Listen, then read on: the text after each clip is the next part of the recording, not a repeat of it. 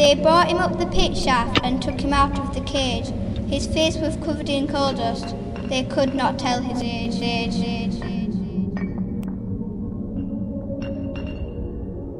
In fact, he was a young lad on his first day down the pit. He did not hear the noises just before the pit prop split.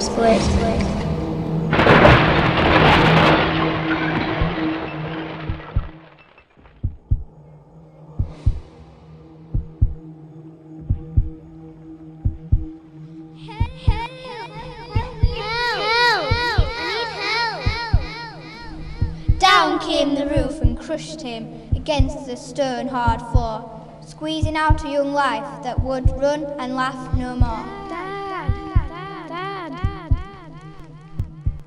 Son, hang on, come in. Who would tell his mother? Who would tell his dad? That the coal had claimed another, And this one, just a lad.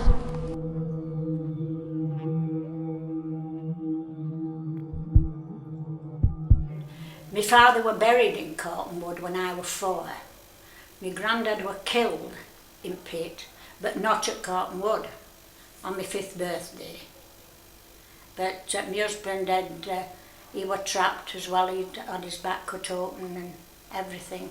There'd more accidents than there were. You used to think if an ambulance came up street, you used to hold your breath if it were coming to stop at your house. And a lot of mine used to say, drop us further down. If they could walk, drop us further down so that we can walk up home, so that wouldn't be frightened at thing. But yes, there were plenty of accidents. If you were to go underground being scared of what were going to happen, it'd be terrible and would never work for it. You took the attitude, it's not going to happen to me to a large extent. Got on and did what needed doing for it. Although you knew it deep down that it was a possibility of you. You're also aware.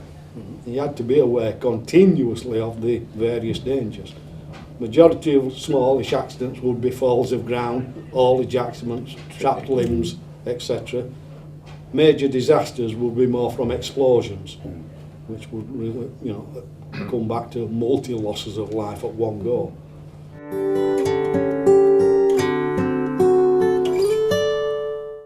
The main danger was the methane gas.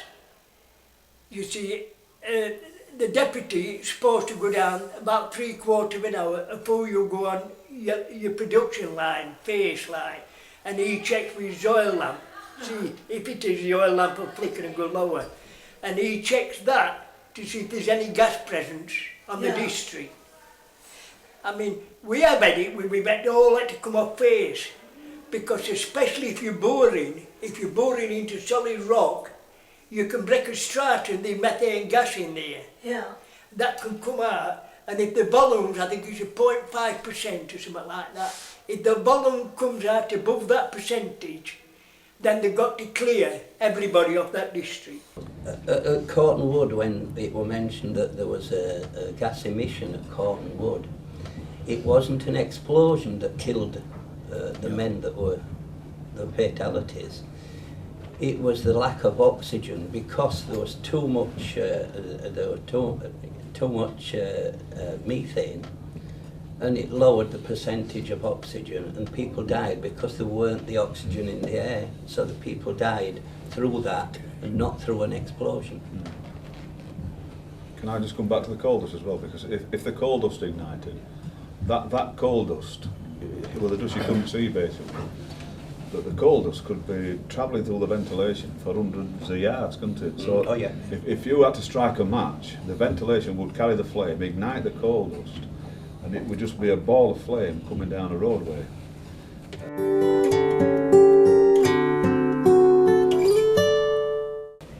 I experienced quite a number, being a first aider, I experienced quite a number of accidents, and some really serious accidents where people broke the femurs, the large bone at the top of the leg, and some really nasty accidents where people was either buried or hit with a large large piece of rock falling from the roof.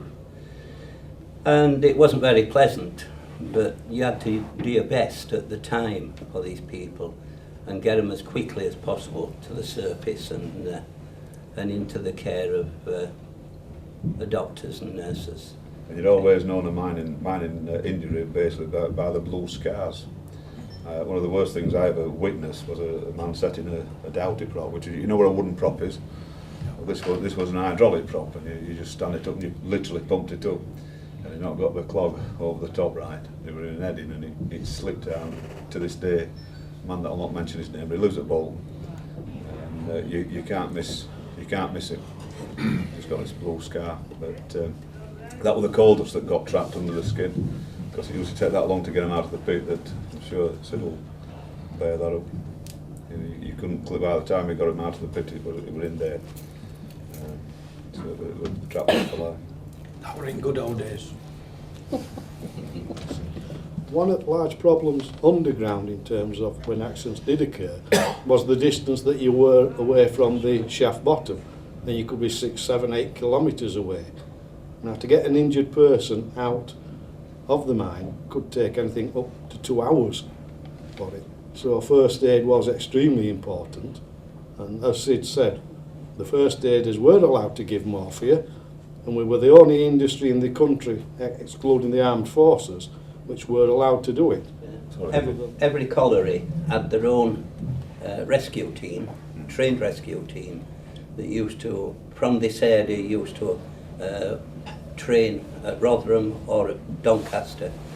And of course you had that backup of area rescue teams and local rescue teams that you could bring into a more serious accident where, as you were talking about, in the form of a disaster. And most pits in this area had disasters over many years.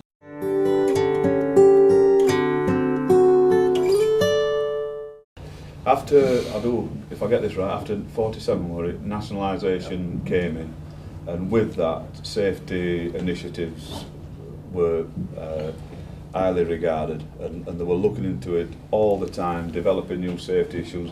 Before 1947 it was privatisation, it were private owners that literally owned the business. And so all they were really interested in was profit and production of coal. And the miner, it didn't count. There were very little compensation, and you didn't literally have a leg to stand on. But when nationalisation came and the National Coal Board that became British Coal took over, then safety issues were addressed. Don't forget, going back before 47, before nationalisation, hard hats came in, safety boots came in, then coming through ages. You know that there were no naked lights allowed down the pit. It weren't a naked light. The only light that you had, flame that you had, were in a flame lamp.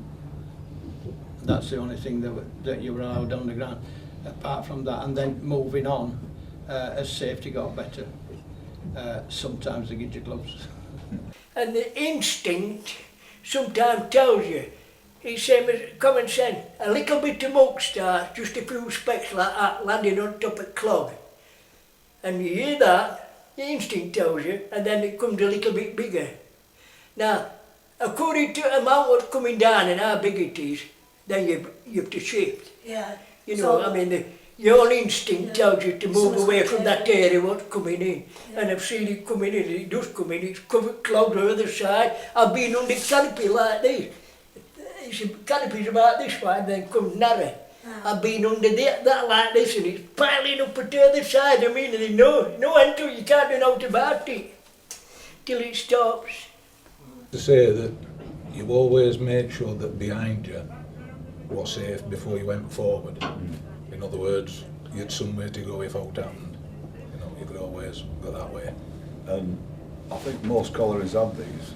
There was going through the lamp to get your lamp, there were a big mirror at Wath Main, and on the mirror, it was a full-length mirror, and on the mirror it used to say, you are responsible for this man's safety. So every time you walked past it and you saw yourself, it was just a constant reminder. But as regards, I mean, if you went to McDonald's with your mum and dad in the car tonight, they don't drive down the road frightened to death aware of the danger, do they? They just do it. It was the same for us. We literally went underground and got on with the job. But we actually knew what we were looking for as well.